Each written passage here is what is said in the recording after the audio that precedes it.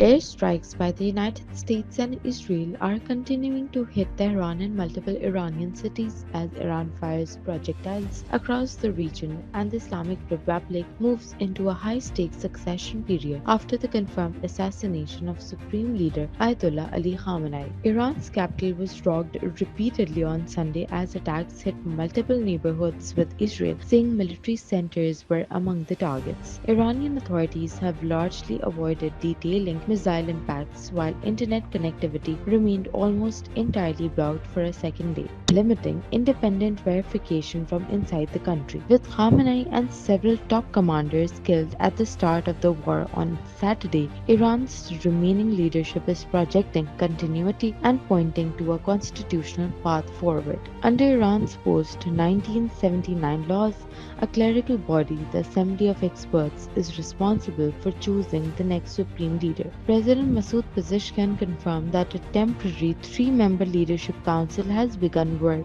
until a new leader is selected. That interim council includes Pezeshkian, Judiciary Chief Ghulam Hussain Mohseni Ejei, Guardian Council jurist Ayatollah Ali Reza Arafi, whose selection was overseen through Iran's internal mechanisms, including the Expediency Council. In his first video address on Sunday, Pezeshkian urged supporters of the state to gather in mosques and major streets despite the war. While Iran begins 7 days of public holidays and a 40-day mourning period, نیروهای مسلح جمهوری اسلامی ایران با قدرت در برهم کوبیدن پایگاه‌های دشمنان در اقدامند و اقدام خواهند کرد و دشمنان رو مثل همیشه ناامید خواهند نمود.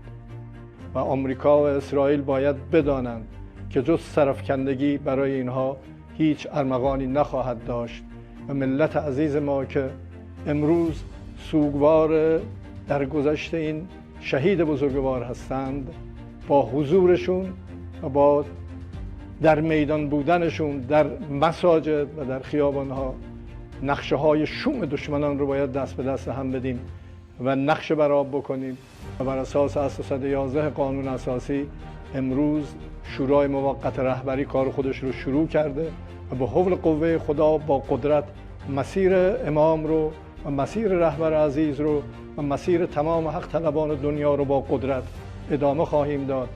Foreign Minister Abbas Araghchi told Al Jazeera the transition could be completed quickly, possibly within 1 or 2 days, as the succession process advances. The assassinations have hit the top of Iran's security structure. Those reported killed include IRGC Commander-in-Chief Mohammad Baghpour, Armed Forces Chief of Staff Abdul Rahim Mousavi, Defense Council Chief Ali Shomkhani, and Police Intelligence Chief Ghulam Reza Rezaian. It is obvious that this assassination would make this confrontation more complicated and even more dangerous.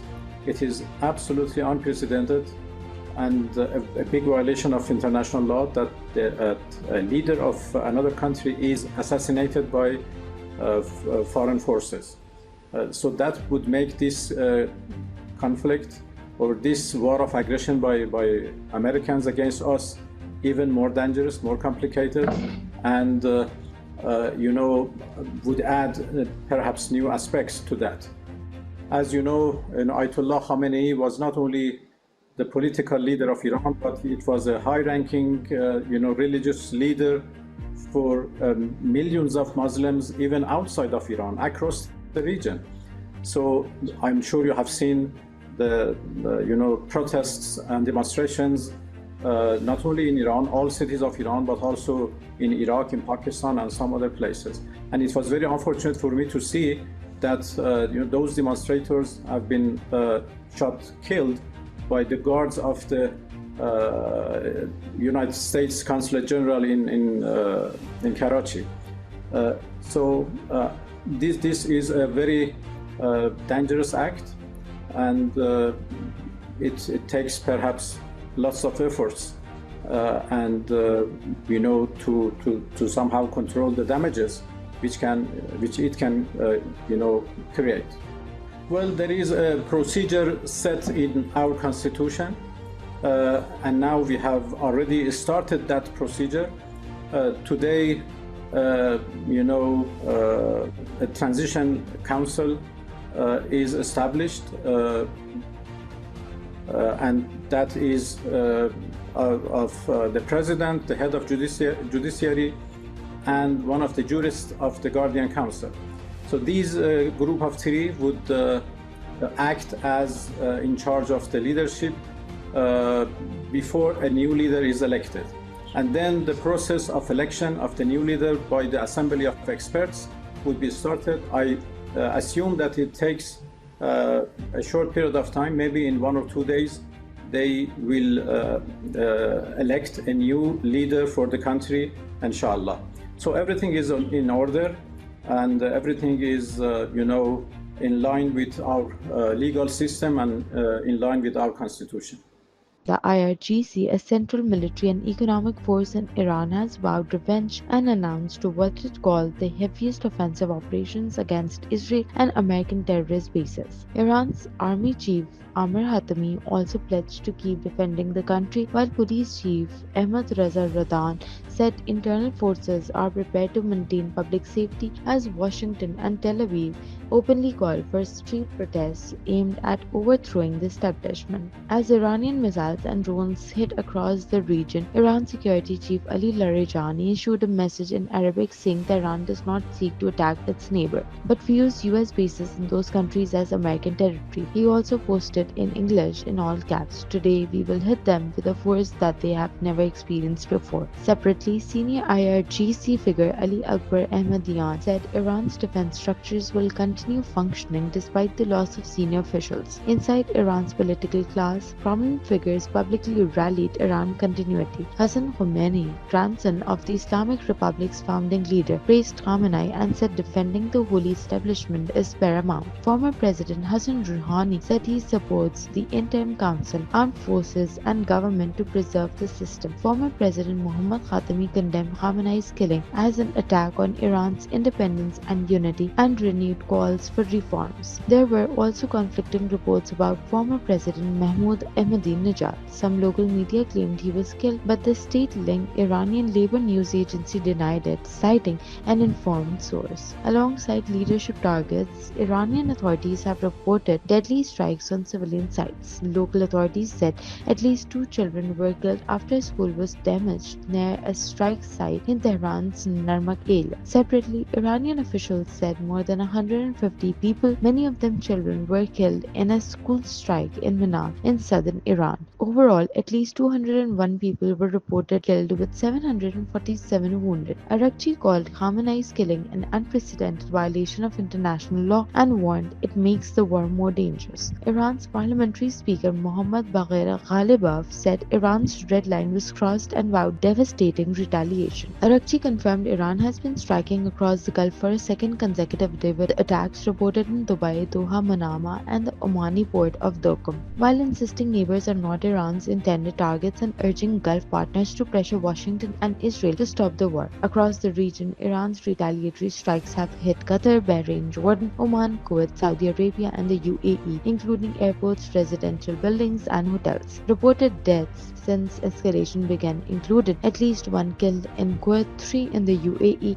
and 2 in Iraq. The Gulf Cooperation Council convened via video link and warned it may take all necessary measures, including the option of responding, while calling for an immediate halt. The GCC said Gulf stability is not only a regional but a pillar of global economic stability. US President Donald Trump has pledged to continue what he called a rigorous mission until all objectives are achieved, confirming 3 US troops were killed and warning more American casualties are likely. He framed the war as essential to stopping an Iranian threat, while offering amnesty to Iranian security forces if they lay down arms and again calling on Iranians to topple their government. Trump's messaging has been mixed. In some interviews, he floated talks with Iran's new leadership, but in his main address, he focused on continued combat operations and regime change. He also told NBC the operation is ahead of schedule. Trump has also told the UK's Daily Mail he believes the military operation may take up to 4 weeks, while claiming he remains open to talks without committing to a timeline. 36 hours, the United States and its partners have launched Operation Epic Fury, one of the largest, most complex, most overwhelming military offensives the world has ever seen. Nobody's seen anything like it. We have hit hundreds of targets in Iran, including Revolutionary Guard facilities, Iranian air defense systems. Just now it was announced that we knocked out 9 ships plus their naval building, all in a matter of literally minutes.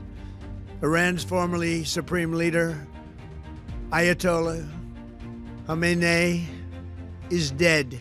This wretched and vile man had the blood of hundreds and even thousands of Americans on his hands and was responsible for the slaughter of countless thousands of innocent people all across many countries. Last night, all over Iran, the voices of the Iranian people could be heard cheering and celebrating in the streets when his death was announced.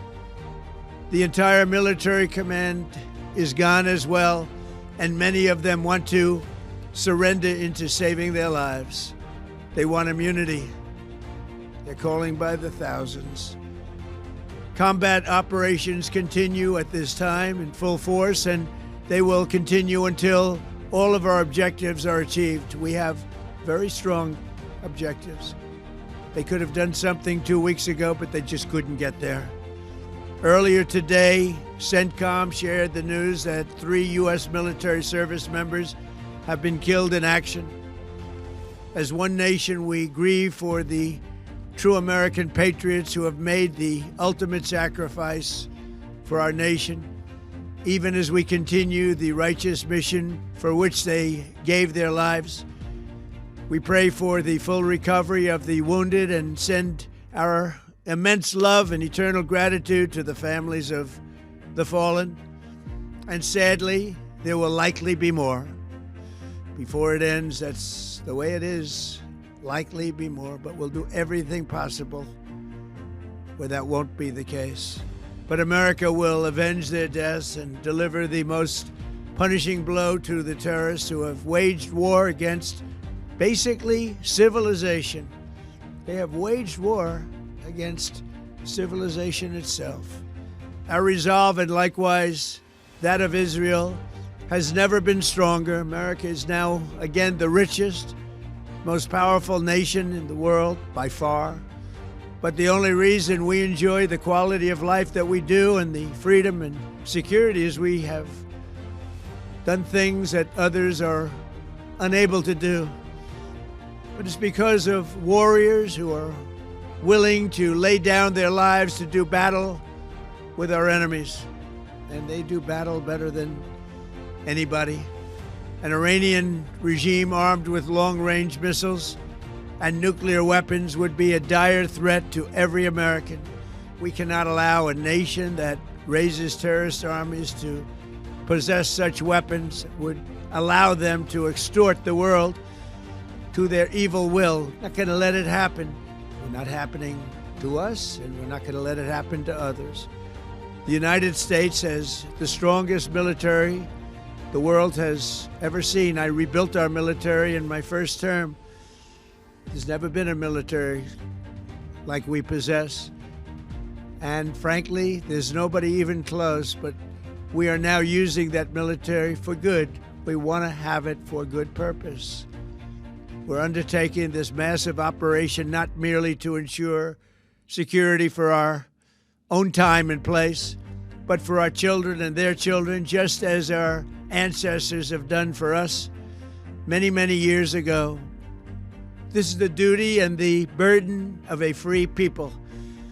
These actions are right and they are necessary to ensure that Americans will never have to face a radical, bloodthirsty terrorist regime armed with nuclear weapons and lots of threats.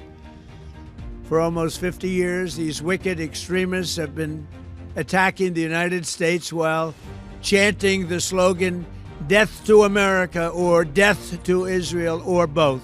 They are the world's #1 state sponsor of terror. We are the world's greatest and most powerful nation, so we can do something about what they do. These intolerable threats will not continue any longer. I once again urge the Revolutionary Guard, the Iranian military, police, to lay down your arms and receive full immunity or face certain death. It will be certain death. Won't be pretty. I call upon all Iranian patriots who yearn for freedom to seize this moment, to be brave, be bold, be heroic, and take back your country. America is with you. I made a promise to you, and I fulfilled that promise. The rest will be up to you, but we'll be there to help. Thank you. God bless you to our incredible warriors, and God bless the United States of America. Thank you. CENTCOM said 5 additional U.S. personnel were seriously wounded. U.S. media reports suggested the fatalities were based in Kuwait. On the ground in Israel, rescue operations continued after Iranian strikes. Israeli police said 9 people were killed and 11 missing following an attack on Bet Shemesh. Earlier figures cited included at least 9 killed and 121 wounded in Israel overall. Iran's IRGC claimed it targeted the USS Abraham Lincoln and ballistic missiles, though a U.S. official said no damage occurred. In Washington, lawmakers from both major parties said the administration has not clearly spelled out a day after strategy for Iran. Republicans expressed confidence in the strikes. Democrats were skeptical, but both sides voiced uncertainty about what comes next if the plan hinges on an internal uprising and leadership collapse. UK Prime Minister Keir Starmer said he accepted a US request to use British bases for defensive strikes aimed at preventing Iranian missiles from hitting countries across the region and endangering British lives, a major shift from his earlier stance.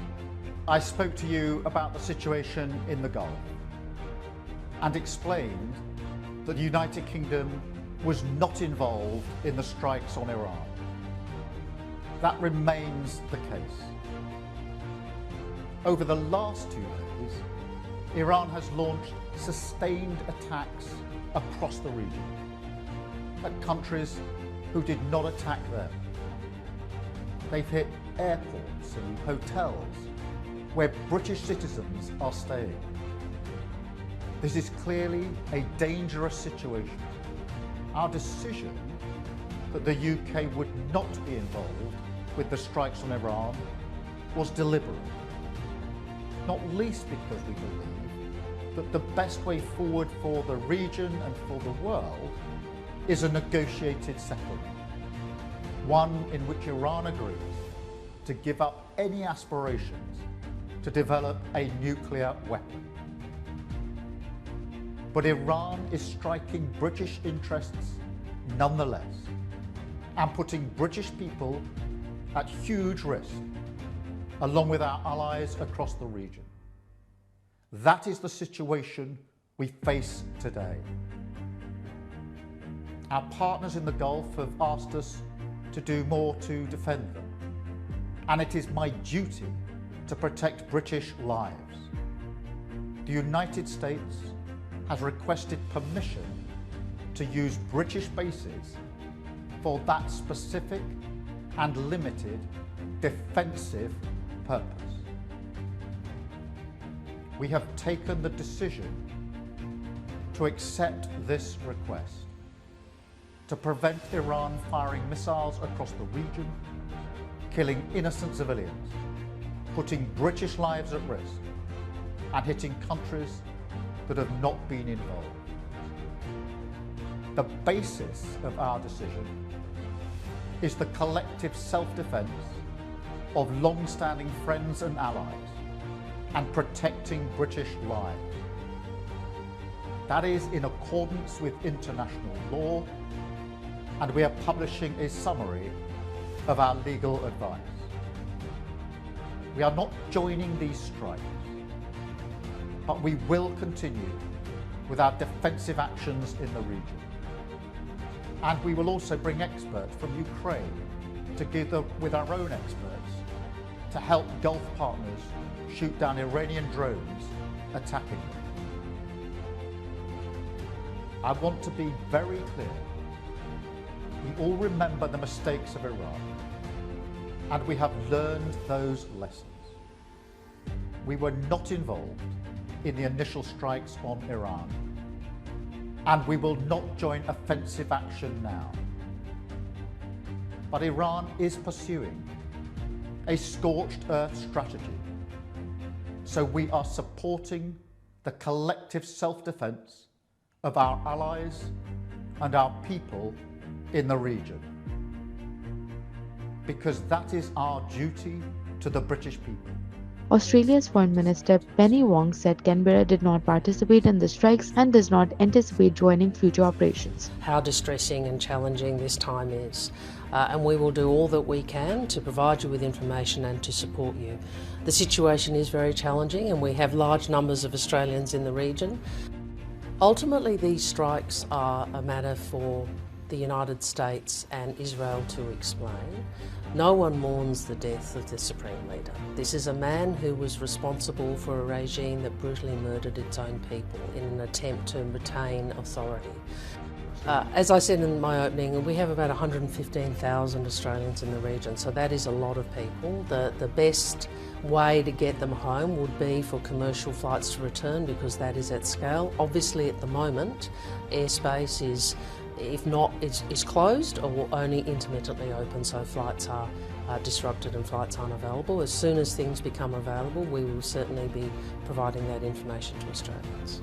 The European Union, meanwhile, said it will reinforce its naval mission in the Red Sea, airspace, aiding ships, including 2 French vessels, as Iran's retaliation threatens maritime traffic. Lebanon's Hezbollah pledged to fulfill what it called its duty in confronting aggression, condemning the killing of Khamenei and promising not to abandon the field of resistance, though it has not yet launched attacks since Saturday. Lebanon's President Joseph Aoun said war and peace decisions rest solely with the Lebanese state. Prime Minister Nawaf Salam warned against anyone dragging Lebanon into destabilizing adventures as the country tries to recover from its previous war and ongoing Israeli violations of the 2024 ceasefire. Hezbollah also organized large mourning gatherings in Beirut with calls for nationwide ceremonies. The geopolitical shock is now producing worldwide consequences. Protests and celebrations have erupted globally, and in Pakistan, unrest turned deadly. At least 22 people were killed in clashes with police across northern Pakistan and Karachi after protesters stormed the US consulate, underscoring how rapidly this war is reverberating far beyond the Middle East. Shipping companies have suspended traffic through the Suez Canal. Markets are watching the Strait of Hormuz, where roughly a fifth of globally traded oil passes, and any disruption could rattle prices worldwide. Air travel has been severely disrupted, with hundreds of thousands of travelers stranded or diverted after airspace closures by Israel, Qatar, Syria, Iran, Iraq, Kuwait, and Bahrain. Amid the military escalation, Oman, which mediated recent US-Iran talks, says diplomacy is still possible. Foreign Minister Badr al-Busaidi said